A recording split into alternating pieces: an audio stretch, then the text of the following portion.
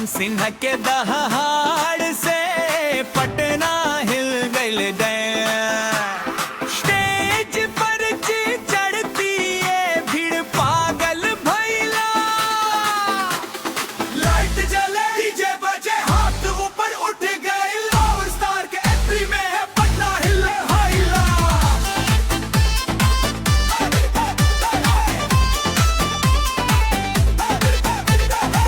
बापू सभागार गूंज उठल नारा चारों ओर छाइला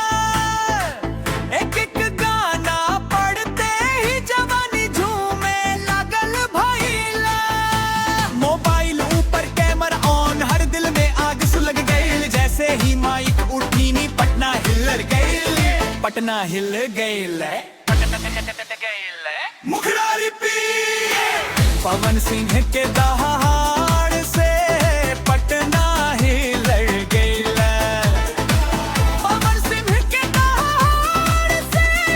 पटना हिल गई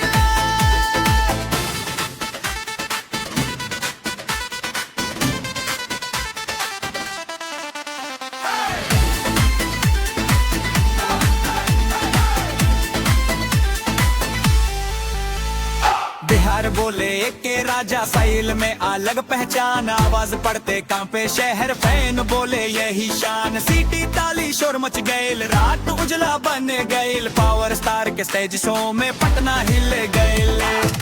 दहाड़े शेर कांपे शहर नाम सुनती है भीड़